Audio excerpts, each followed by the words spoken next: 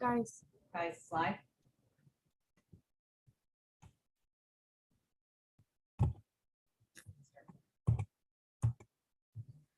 okay.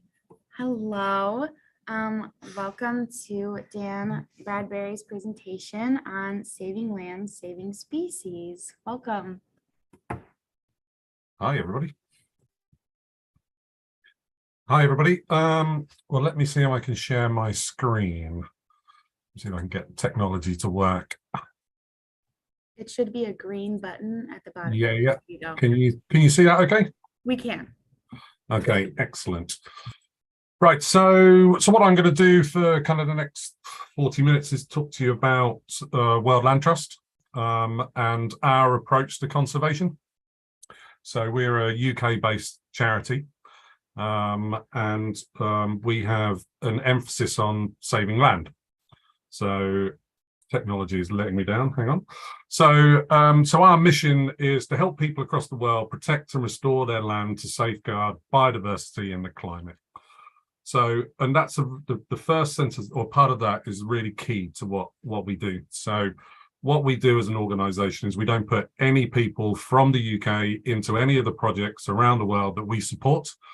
All of those projects are managed by local people, local communities, because we believe that's the only way a conservation project will really work, truly work.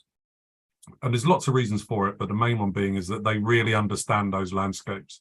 They understand the intricacies in these areas, and to be completely frank, they understand the politics as well. And I think that's really important. But like anywhere else in the world, local people, you just want opportunities. So if you provide them opportunities, then they will buy into these projects. I don't know if you're aware of this man, but this is our patron, Sir David Attenborough. So we're really proud to have Sir David Attenborough as a patron. And I think he sums up best what we do. And it's to save species, you must save ecosystems. And to save ecosystems, you must save land. So for us, as our name suggests, land is the most important aspect of any project. So land is a place that will provide a home for many different species, biodiversity on a high level. It will be storing carbon and locking in carbon to tackle the climate crisis that we're facing. It also provides resources for local people. It also provides barriers against extreme weather conditions as well. So, like I say, land is the real emphasis here, and we believe this is the right way to do it. You know, you could say you're going to save an orangutan for the purpose of this presentation, but unless you've got somewhere for that orangutan to live and thrive, then you've got a real issue. So land again becomes this real important part. And again, as we carry on through this, we'll be talking. I'm going to mention things like tree planting. You can't plant trees unless you've got somewhere proper to plant them. So what have we done as an organization? So we as a team, there's only around 30 of us. But what we've managed to do since we were founded just over 30 years ago, we funded the direct protection of 2.6 million acres of habitat. And that's roughly the size of Jamaica. So this is what we have directly funded. But what that's done with our partners, we've managed to leverage with other funders and other grant bodies and other organizations to protect 5.8 million acres. And that's the size of Belize, which is this kind of really lovely circle for World Land Trust, because our very first project was in Belize, where we were protecting an area of forest which was going to be cut and was going to be cleared for agriculture. And it was around about 110,000 acres. So this is a big area of land. So anyway, what we've done is with our partners is protect an area around about the size of the country. And what we've also done since our foundation in Belize, we've also now with other organizations created an area of forest, which is links to our very first project. which has now created a forest and a reserve that's the largest area of standing forest in Central America. So that's something we're really proud of. But I talk about this network of partners we've got. So what we do is we fund around 30 partners around the world. And those as a group collectively, that connectivity have connected around 25 million acres. So which is a huge area. But what we do know is that we need to do more. And we will continue to work towards that as we find, as we need governments and things to catch up. What we talk about a lot about is buying time. So as an organization, we will continue to do that. As I said, land is the first part, that's our priority, is protect the land. But what we have also done for our organization is plant 2.6 million trees. And we use the word native trees as well. So and that's really important. If you're going to plant trees and you're going to recreate forests, you recreate the forest in the right way. So where are we working? We have partners all around the world, as our name would suggest, all the way over from Malaysia and Borneo, into Vietnam, India, Pakistan. We now have a lot of projects in Africa. We're in Armenia, but as you'll spot from this map, a lot of it's in Central and South America. And there's lots of reasons for that. One of them was because, lots of places around the world, for example, in Vietnam, you can't actually own land. And that's the same in Africa as well. So what we use different methods and different models. So in Africa, as one example, in Tanzania, what we do is we pay subsidies to local communities to create community reserves, who will then manage the forest in the right way for conservation. So again, putting local people at the absolute heart of it. And if we're going to ask them to manage their land in the right way for conservation, then they should be rewarded for that as well.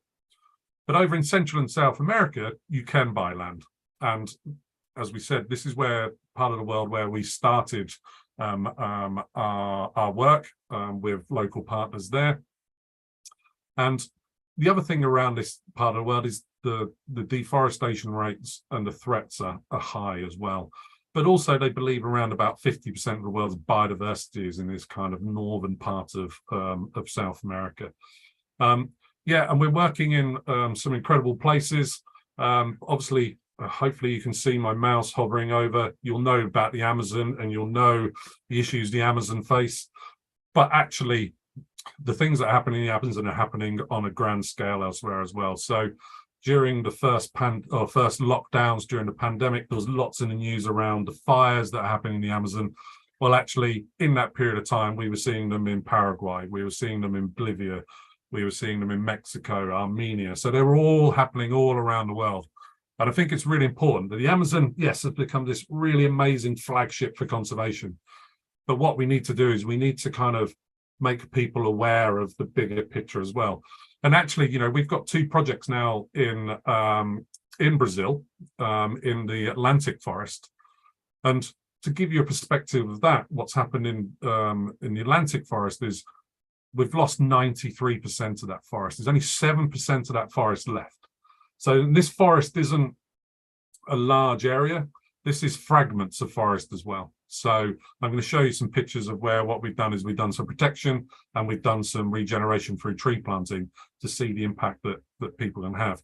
But the other thing about it is that we're also know there's new discoveries. We know there's new species there. So, I've got a fascination with birds and dragonflies in particular.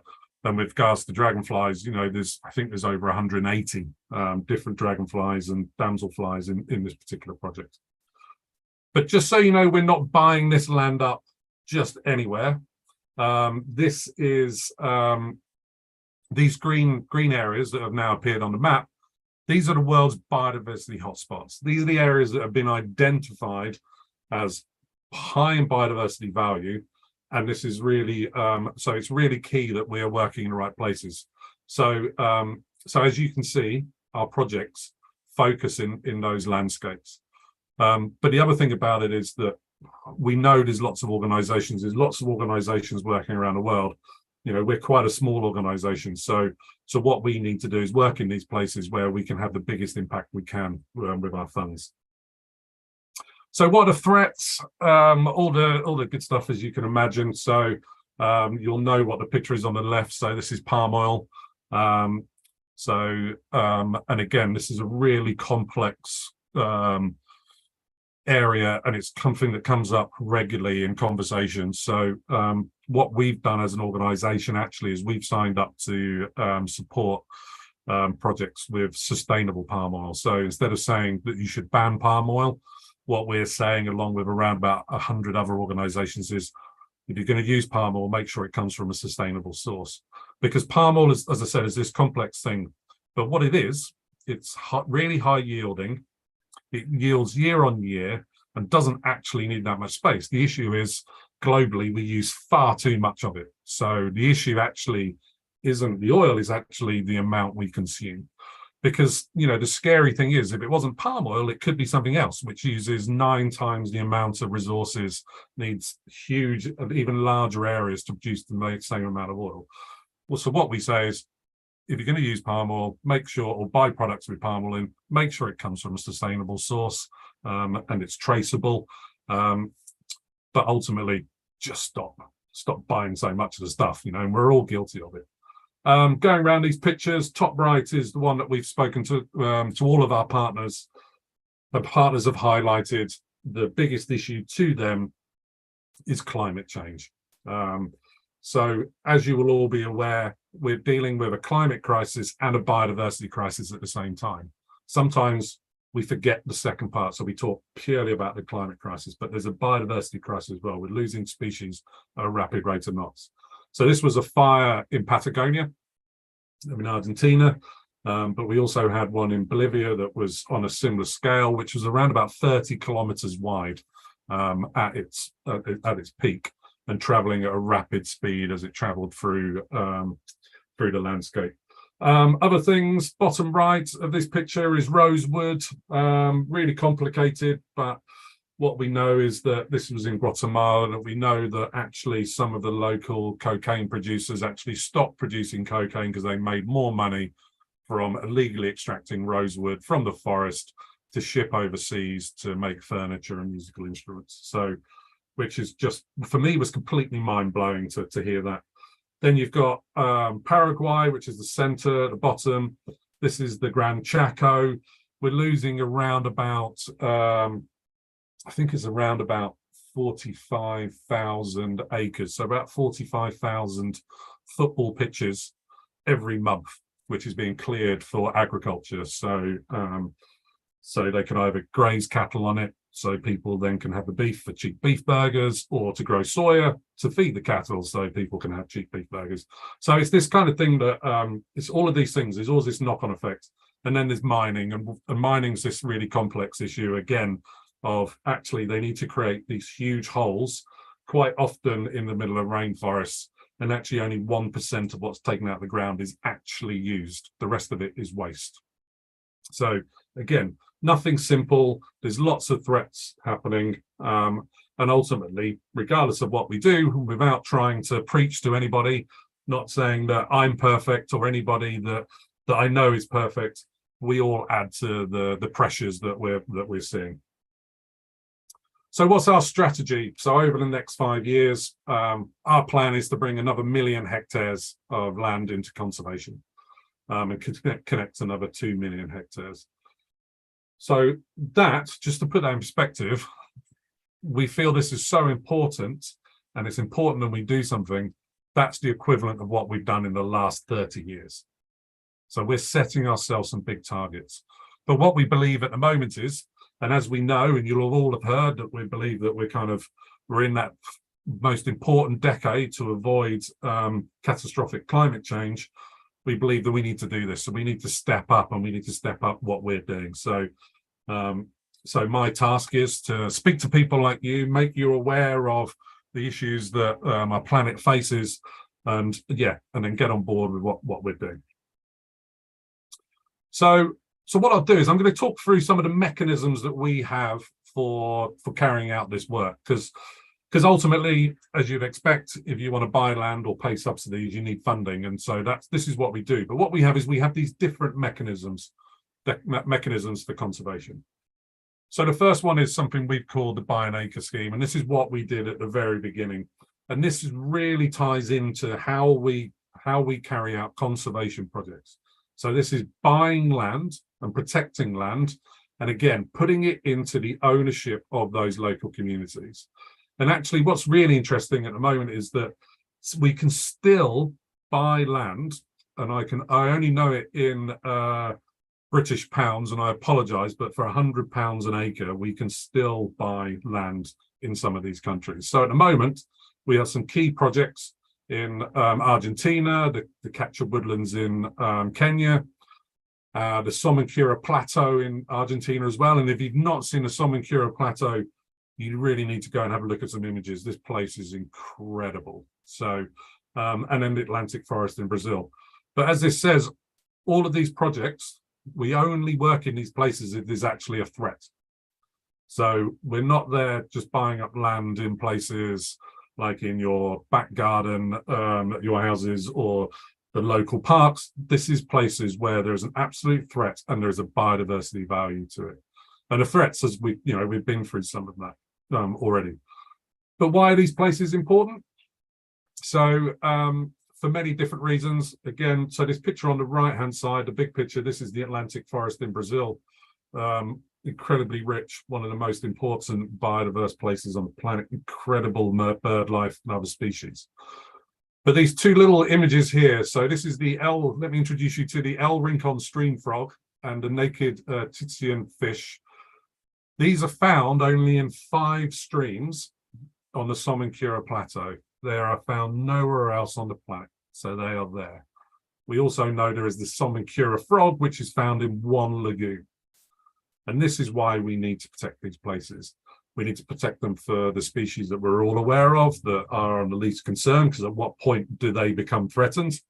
But actually, to understand these landscapes, you need to understand all of the species there. So to still be finding new things, it's incredible. And, it's something that we're really proud of with our partners.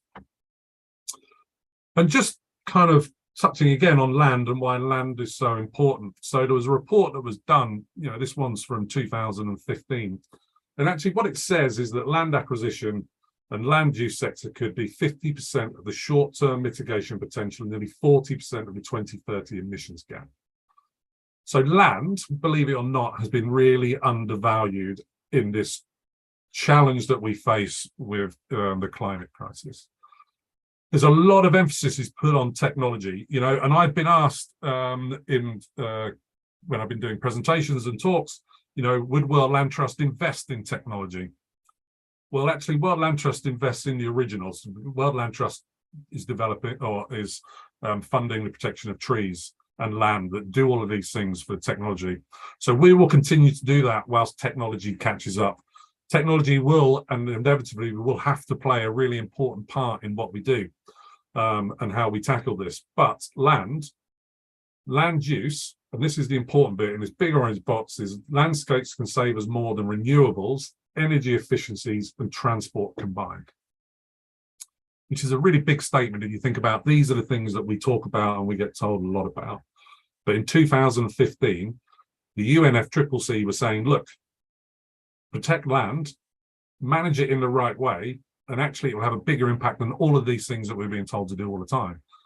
Do all of those things as well, and just think of what the impact will be. So this is what I wanted to show you around about land, because hopefully this video is playing. If not, I'm going to be talking for a couple of minutes and you're not going to be seeing anything. So this is Belize. So hopefully you know where Belize is. So kind of to the side of Mexico, between Mexico and Guatemala. And I wanted to show you this. So this green outline is the outline of the reserve that we funded, our original project. And if you look at the areas up at the north of this and to the right-hand side of the screen, what you'll see is you'll start seeing these brown patches. And this is deforestation. So this is land that's being cleared for agriculture. And what you will see is that this will start to speed up. But what it shows and can demonstrate is actually protecting land and protecting these landscapes. You can really, really work. And this is what we need to do. So you'll all have been listening to and reading about the various different COPs that have been happening. and there was COP26, the one that was held in Glasgow in Scotland. So this is, sorry, just jumping back. So this is what I videoed whilst I was there. So they don't, so if there's even a mound, they bulldoze that flat. But I just wanted to point out when it comes up into the next little clip coming up, is this is the entrance to reserve. So you can see the absolute difference that reserve makes. But what I was saying about jumping back, what I was saying about COP26 is, and that video demonstrates it pretty well, is there was lots of commitments were made, so around halting deforestation by 2030. But just be aware that those commitments were also made in 2015, but what we've seen is an increase in deforestation. So what we need to do from those COP26 is we need to make sure that we hold all of our governments and we hold all of the policymakers accountable for those commitments they've made. Because without that, you know, at the rate we're going, and if they continue it going, is by 2030, there will be nothing to halt. So we need to make sure that we kind of, we keep the pressure on. So whilst we're talking about tree planting, so we have our tree planting program is, there was a report done by Kew Gardens in the UK with scientists there, and they said the 12 golden rules of tree planting. The first golden rule of tree planting is protect the existing forest first. So there's no point planting trees if you're going to continue to cut down trees. And I've got some figures to show a little bit later, actually, why it's important to continue with those standing trees. And again, the other good thing for us is that planting, putting local people at the heart of tree planting projects is key to the success as well. So I kind of talked about a lot about land and, you know, and yeah, tree planting being this secondary thing, but I want to demonstrate what we've done and how it's worked. So this again is the Atlantic forest in Brazil. What you'll see here, hopefully you can see my cursor moving. So that's palm, that's a palm oil plantation. And what we did, so this is what it looked like in March 2018. This is what it looked like 2 years later. So this is the impact that tree planting can have. It can start to connect these islands of forest, increasing gene pools in species. It can halt add monoculture, agriculture. And what happened here was that once this had grown, what they actually saw for the first time in around 15 years, they heard howler monkeys passing through this landscape. So, you know, something that they're really proud of as a partner. Carbon offsetting. So this is kind of hot topic, certainly in the UK. I don't know whether it's been the same in the US, but there's kind of lots of differing opinions around carbon offsetting. But we use carbon offsetting as a mechanism for conservation. I think if you really looked at any carbon project, you know, some of them aren't perfect, but ultimately, but we really believe in ours because we carry out all of the good things that we expect from, you would expect from a carbon project. So for it to be a carbon project, you have to measure the carbon that's sequestered in that area. You have to be able to demonstrate there's a threat. You have to demonstrate there's a positive impact on biodiversity. You also have to demonstrate the positive impact it has on communities and local people. And that can be from providing healthcare through to providing livelihoods and jobs. So a carbon project needs to have all of these, and our projects really stand up against those. So just as a kind of a quick one, this is our project in Vietnam. So this is in the Annamite lowland forests. So this is one of the only areas of standing forest that's left, but it's home to an incredible number of species. So this is one of our favorites. This is the critically endangered red-shanked duke. Highly recommend looking them up. I feel very privileged to actually have seen them in the wild, but their numbers are on reduction because of hunting. So whereabouts is it? It's around halfway down Vietnam, on the border of Laos. And again, this is a really, really rich landscape. As I've said, there's kind of all of these threatened species in there.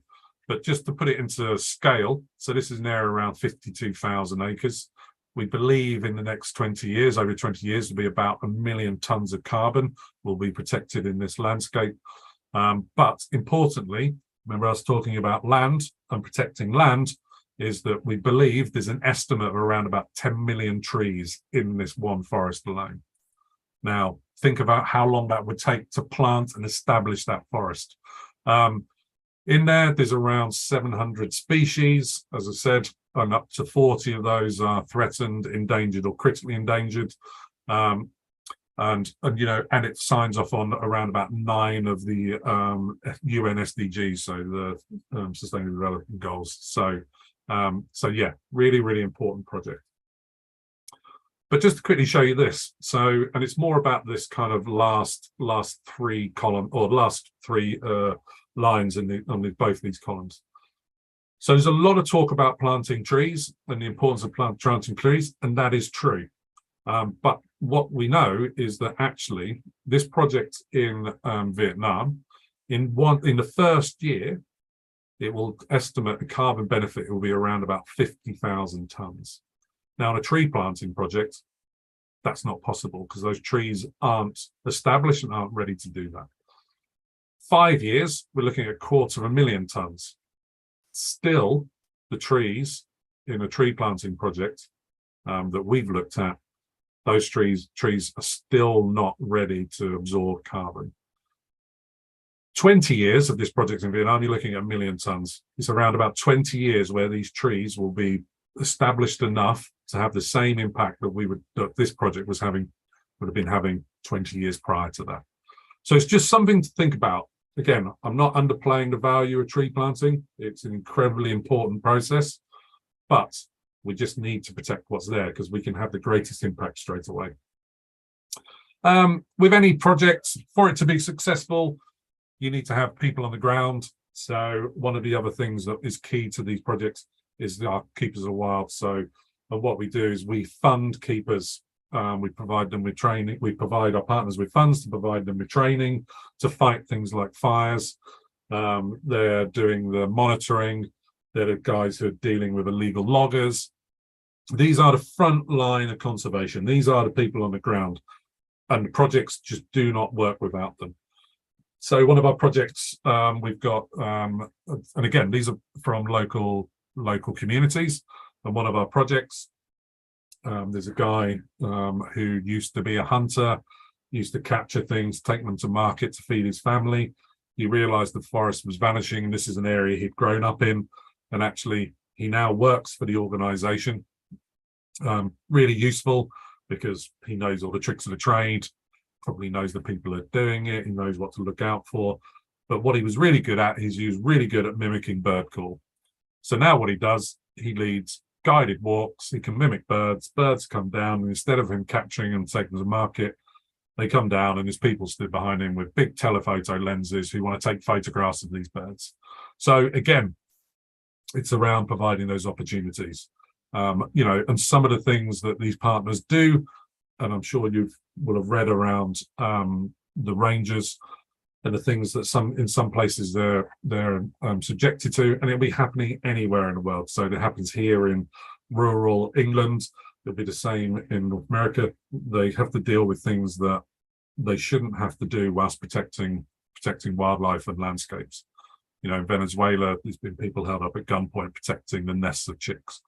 But they fended that off, and they continue to protect them. And for me, that's a really amazing thing. And having had the opportunity to meet some of them, you kind of realize how just kind of incredible these guys are and what they have to deal with. So we kind of covered off a lot about what World Land Trust does and how we do it. But what I thought I'd do is just quickly talk you through a project that we've actually just funded. So we raised 1.4 million for this project in Ecuador. And hopefully this video is playing, and this will give you kind of an overview of what we've been doing.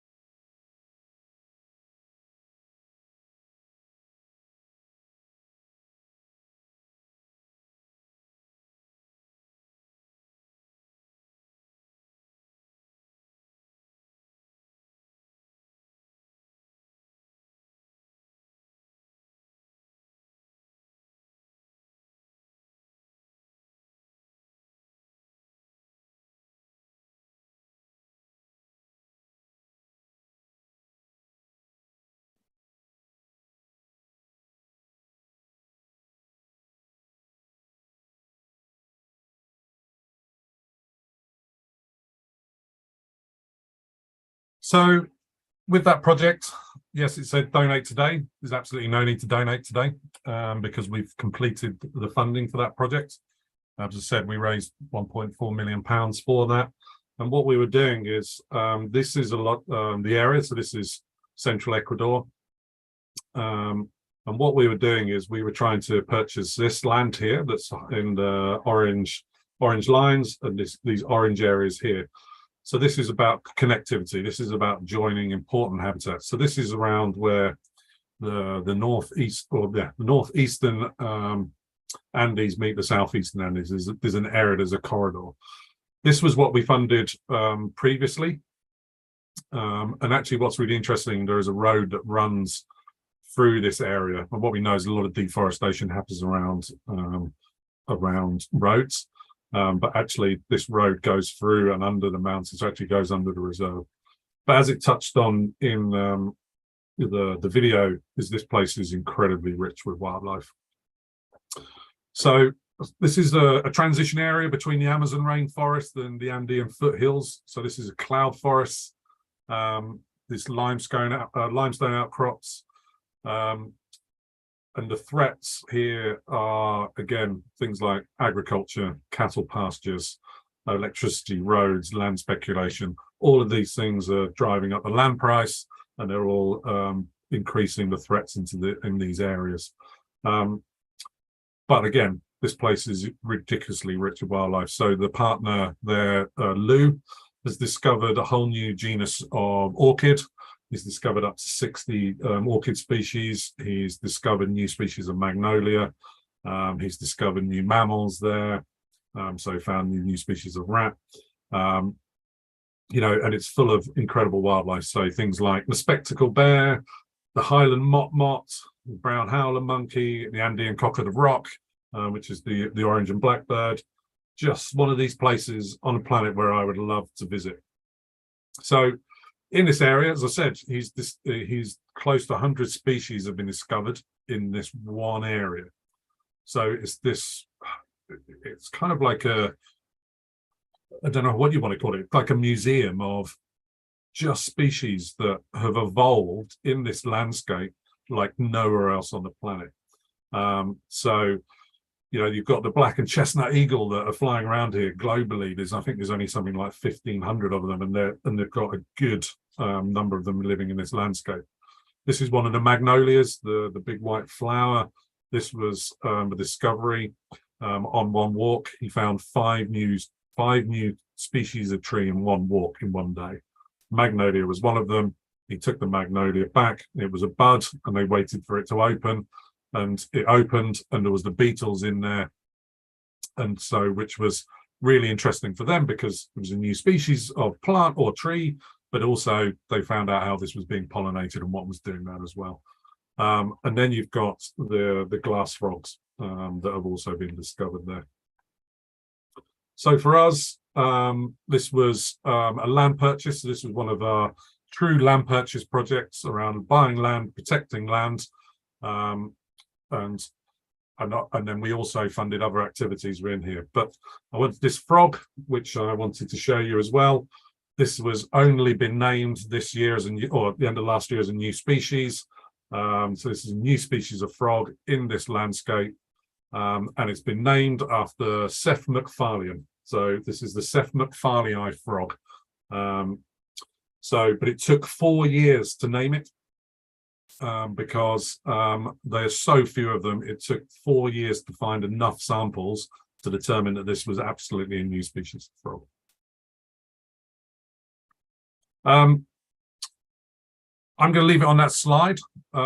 So this is what Sir David Attenborough has said about us, that the money that's given to World Land Trust, has, in his estimation, has more effect on the wide world than almost anything else he can think of. Which is a really big statement to be made for an organization of our size. So just want to say thank you for listening to me. Hopefully it's kind of give you a bit of an idea about what we do. And I'm happy to answer any questions if there are any. So let me stop sharing the screen.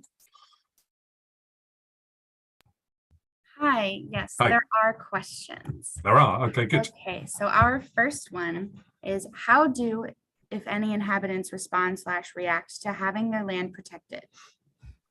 Um, so the thing that is really important to us is that people I think living you're in these. muted. I'm muted. Can you hear me? No, I cannot. I'm not on mute. Hang on. Let me. Can you hear me now? Hello? Hello, hello. Okay, Can you hear me now? yes. Okay. Okay, cool, good. Because I hadn't changed anything at my end.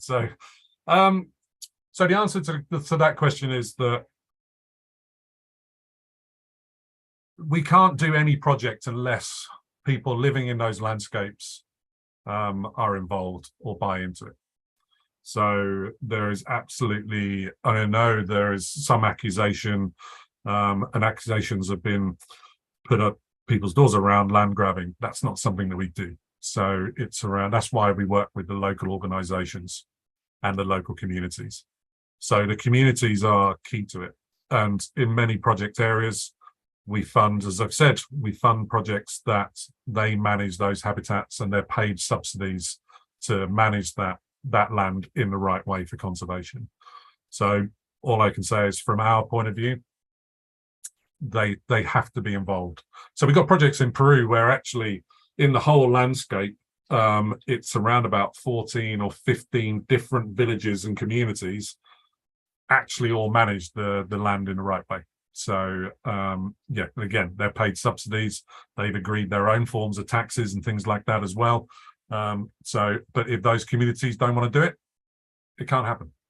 Simple as that. Another question we have for you is what has been the most successful land conservation done by your organization? Wow. I think the project in Belize, where we worked with the other organizations, and we've now created this largest area of standing forest in Central America. I would say the projects I've just shown you about, the work that we've done with our partners in Ecuador, and some of the other projects we have in Ecuador as well, just to know how important that landscape is and the threats to that landscape. I would say would be some of our big success stories. I'm a big fan of the project we did in Guatemala as well. We funded another really large project there as well. So I don't know if there is one particular one because they all have their importance, and it's not just about scale. It's around, halting threats. We were part of a group of people as well who halted a bridge and a road being built in Malaysian Borneo, which the government were going to build. And we got together with other organizations and we managed to get that stopped as well. So, which was because that would have been catastrophic for the forest in the area. Could you tell us what steps you took to get your current position? How did you end up at World Land Trust? Wow. Okay. Right. So I came to it in quite a convoluted way. So I actually trained as an illustrator. So I spent 6 years at art college. And then my role evolved, and then my role then became around, I designed packaging. So I worked for the bad guys, so to speak. I then whilst there, I was doing trend presentations. So I was telling people about what the latest fashions should be, what colors you should use, what was happening on the catwalks around the world, what's happening in interiors. And I soon realized that most of those things I didn't really care about. I then learned how to, I was fragrance trained, so I now know about fragrances. But one of the things that happened with World Land Trust is our previous CEO was like, right, conservation and conservation projects need many different things. And one of those things is it needs to make money. So I was brought in to manage the social media to start with. And now I realized that after 10 years at World Land Trust is I'm too old to manage social media accounts, and I've just taken on someone much younger to do that for me because I haven't got a clue about TikTok and things like that. No idea at all. So so my role has evolved, and ultimately I think it's for anybody who has an interest in conservation, and this is what I say to everybody, is don't shut doors at the start. There's many different routes into it. So they need scientists. We need people who can make money. So we need people who understand law. We need people who understand finance. So there's all of these different routes into it. And and I was lucky I took one route in, and I love what I do. And I've been here 10 years. So another question we have is, how did the World Land Trust go from a smaller organization in the UK to working with global partners and receiving so much funding to save the land? Well, the truth is that the organization started for this project in Belize. So we were at the very beginning called the Program for Belize. And it was that one project. So our founders started the organization in their spare room. So it was just the two of them. And it's just grown. So they raised what was needed for the project in Belize. And then once they'd done that, and they thought that was going to be a one-off project, is that then somebody said, well, can we do this in the Philippines? And then it's just kind of evolved, and it's just carried on going, and it's just kind of grown, and now, so we've gone from John and Viv, who were in their spare room, to raising around about £9 million a year for conservation. So. All right. What does the World Land Trust do to save land besides simply taking it off the market for others to buy? Do you take action to specifically restore damaged land rather than buy it and keep it the way it is? So that's part of the tree planting program. So what we do is we look at land, because there is a theory that if you leave any piece of land, then trees will grow. So, but what we do is we protect that, as I said, that standing forest, and then what we do is we where it's needed, we will then we'll do regeneration. So that could be tree planting, or it can be on a large scale in the things that you've seen, or it can be planting within the forest as well. So it's a combination of activities and methods. But it's not just take it off the land or take it from a private owner to put it into conservation and then you just leave it. There is a certain elements of management that happen as well. So, and that can be protecting against fires as much as you can. But then it's, the constant monitoring, like I say, the replanting, the measuring, and just ensuring its protection, making sure people aren't logging. So there's a whole load of management that needs to go on. So. What has been the most expensive land purchase? Actually, the one that I've just shown you, which was in Ecuador. So that was I really apologize. I should have checked this before I came on, but it's £1.4 million. So this is a large amount of money. And the way the economy is going at the moment is we're probably similar pound to dollar at the moment. I don't know what it is, but that's been the most expensive one that we funded solely. But the project, again, going back to the one in Belize, in total, us and all of the other organizations, it was around about 70 million. So it was a big, you raise your eyebrows. It was kind of a big project. Wow. Okay. So what has been your favorite land conservation project?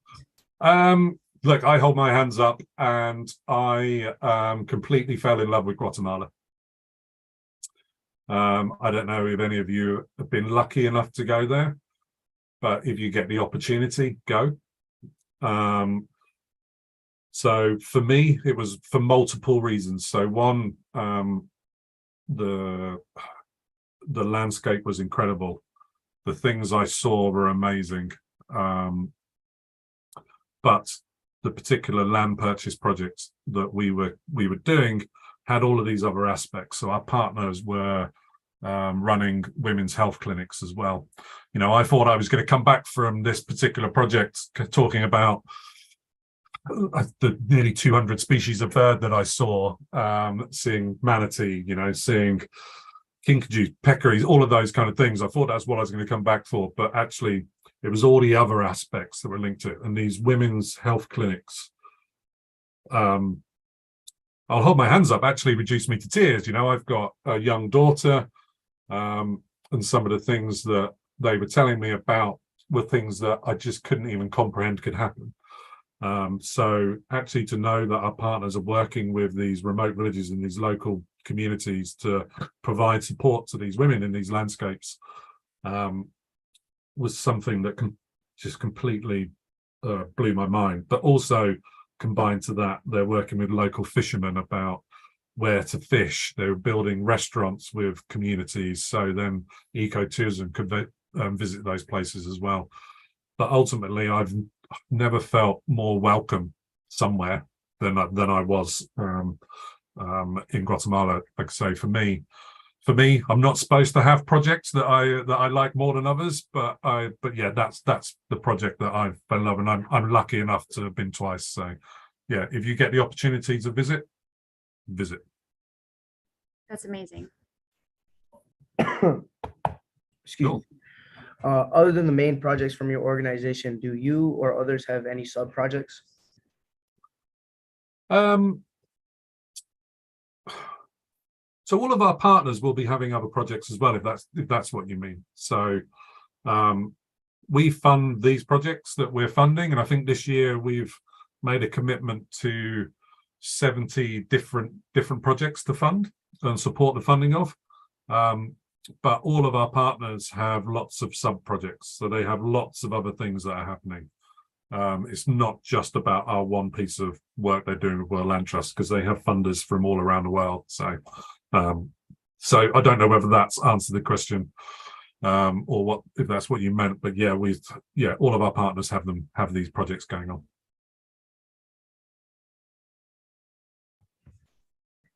What is your favorite part with working with WLT and the most fulfilling part of your job?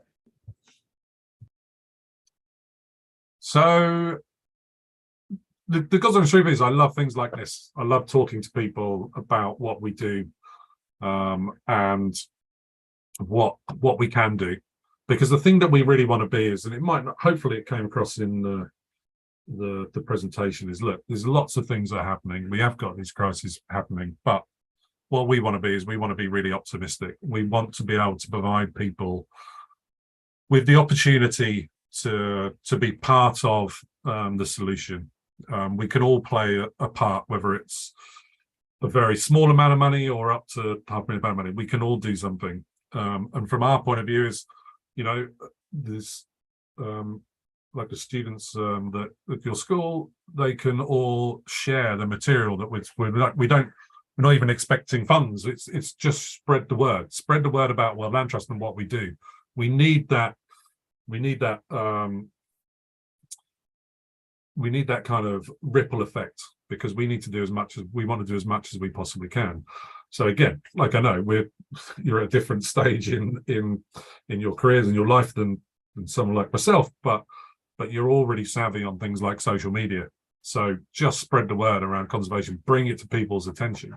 I love all of those things. But I think the most rewarding thing that comes from this is knowing that I've played a small part in protecting 2.6 million acres of land. I've got young children, so I've got 14-year-old twins, and I want them to be able to see the things that I've been lucky enough to see, because if we don't do something, those things are going to vanish. And I want to be able to know that I've done what I can, and I'm doing my bit now, because there's a lot of pressure being put on the generations like yourselves and younger to be the people to sort this out. And actually, it's not. You can play an important part, and you can do loads, but we need to start sorting out the problem now. So people of my generation, we need to do whatever we can now. So it's not just left to people, guys like you, to try and solve the mess that's been created, because that's just not right. So the most fulfilling thing for me is knowing I've done my bit and seeing some of these projects come to fruition.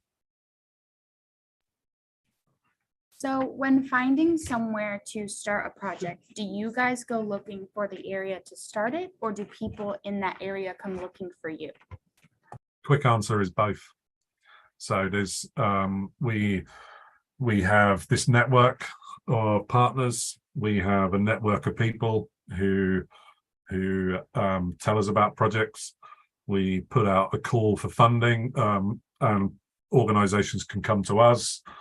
We've got a conservation team who are going to projects. So our conservation director has just come back from Madagascar.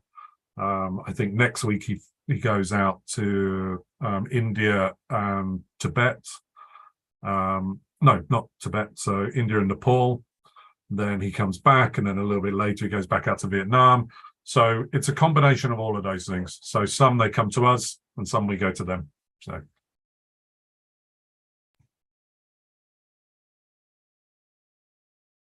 You're on mute.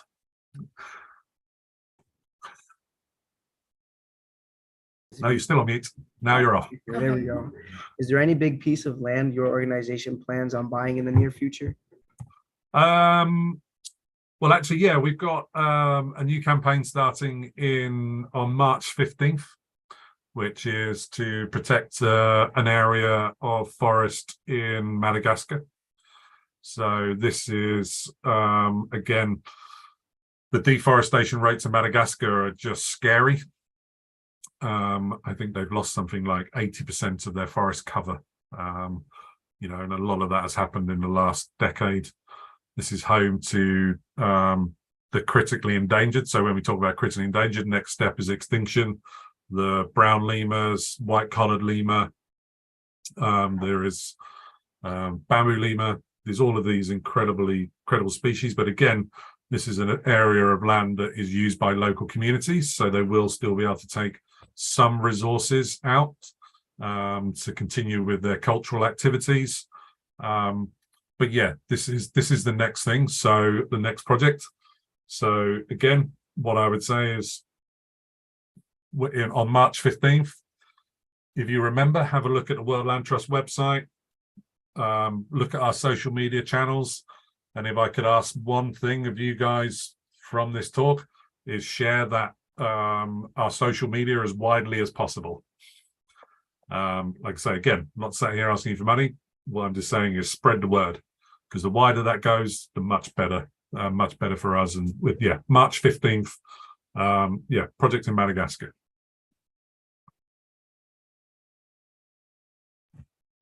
If there was one place on the planet that you would have any project in, where would it be? Wow.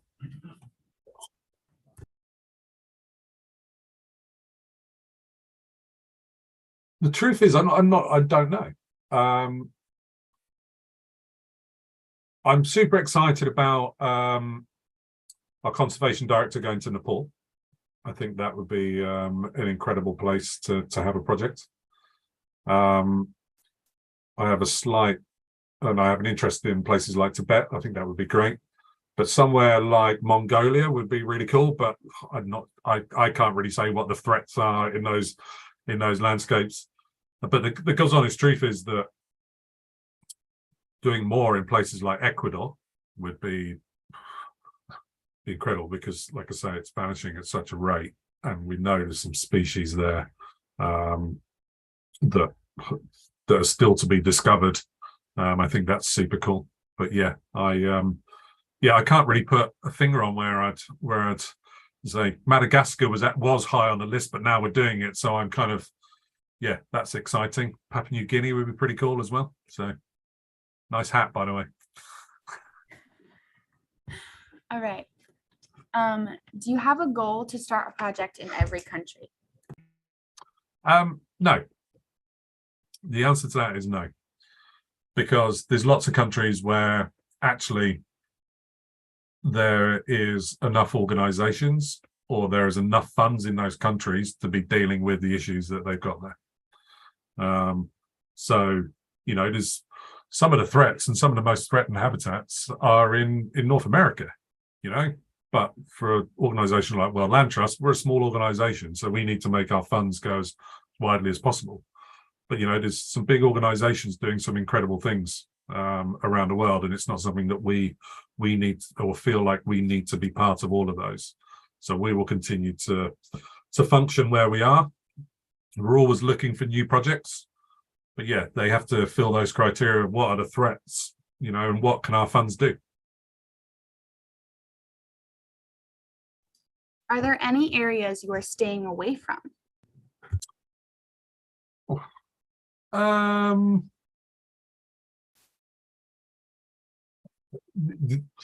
There's countries where we just can't work, so for all of the reasons that we know of. So as an example, we know there's a really good organization in Iran called the Iranian Cheetah Society. So in northern Iran, there is a population of the Asiatic cheetah. So these are the only cheetah that are left or that exist outside of Africa. So it's a small population. I think there's less than 100. But you can't work in these landscapes. There's lots of places like that where we just can't work. And but we know there is important habitat, we know there's important wildlife, and we know there's scientists that need support, but we just can't do that. And I understand that, and and we wouldn't. But the other places, I say, are some of the big countries that just don't need our support, and and they just have to be kind of very careful, because you kind of start getting into politics, and that's not something that we need to be part of, or you need to be part of. It's kind of like, let's kind of move away from that, because we know the countries that there's complications, shall we say. All right, and then the last question, what changes have you made in your own life after working with the WLT for so long? Does your job affect how you view plastic, clothing, and other items? So the answer to that is yes.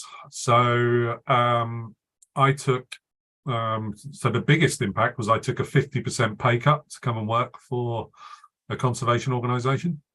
And trust me, I wasn't earning huge amounts. So that was kind of the biggest change. I've looked at the travel I do. Yes, I had bordering on an obsession with trainers, or sneakers, I think. And it just got silly, and I was like, hang on, why am I doing this? Actually, this is just a complete waste of time. Again, I think plastic is a really complicated area, so yeah, absolutely minimize the amount of plastic that I use. And I just think about what I'm buying. So there's a really good documentary on Netflix called The Minimalists. They take it to the extreme. I think the guy's got, like, if you've not seen it, it's got something like 5 shirts, 2 pairs of trousers, 1 chair, and it's like, wow, okay, that's the extreme. But what I took from it was at the very end, and this would probably be my one thing that I would, or one takeaway from this, is that towards the end of the program, this documentary, what he said was, look, he's not telling anybody to do all of that, to go that minimalist. But what he's saying is, if you're going to buy something, make sure it's got a reason or a purpose. So if you're going to buy something, make sure you use it. So if you buy a book, read it. Don't just stick it on a shelf. If you're going to buy, whatever, if you're going to buy a pair of trainers, wear the trainers. Don't have, I was, like I say, I was guilty of it. I had God knows how many pairs, and they were all in boxes, and I'd wear them once, and then they would kind of be box fresh, and and it's like, well, actually, this is just ridiculous. And the thing I took away from it is, so everything that I buy now, it has a purpose. And what I do is when I'm buying food, I buy food based upon what I'm actually going to cook that week. So to reduce the waste. And actually what you end up finding is that actually you end up saving money, which then allows you to do other things. You know, I took this 50% pay cut to go and work for World Land Trust, and I ended up with more money in the bank because I was happier. I was doing something I cared about, and I wasn't wasting money just trying to make myself happy. I was just reflecting on it, you know, and there's so many things you can do, and there's so many things that you can do while still being able to enjoy yourselves. And that's what I would say to you is, look, enjoy yourselves. So don't have some guy who's 46 years old sat here kind of going, you can't do this, you can't do that, you mustn't do this. Just all I would say is just take a moment to think when you're doing, you know, you're buying something, just go, right, do I really need it? You know, I could save the money and I could do something else really cool. Or no, actually I do need it, and this is the reason why. And that's all I would say. No, those are the changes I've made. And you know, I'm not going to sit here and tell you I'm perfect, because I'm not. You know, we all have an impact. We can't avoid it. So it's just lessening the impact that we have. Yeah, hopefully that answered the question. It didn't sound too kind of idealistic, but yeah, that's what I would say to you guys. Thank you. All right, we do have one announcement before we end today. The National Biodiversity Teach-In is a student project that happens because we have so many partners supporting us. One of those partners is Earth Eco International. We are excited to partner with Earth Eco International to promote an opportunity to empower our peers across the country. This year, Earth Eco is excited to open our Earth Eco Challenge STEM competition to students in the U.S. grades 5 through 9. 10 finalist teams will advance for a chance to win the top prizes of $1,000, $2,500, and $5,000. If you have any questions, please email us. Thank you so much for your time and for your presentation. We really appreciate you being here. No worries. And yeah, thank you. Well, enjoy the rest of your day, and yeah, as good well. luck anybody who enters that competition. It sounds great. Cool. Thanks a lot, guys. See you later.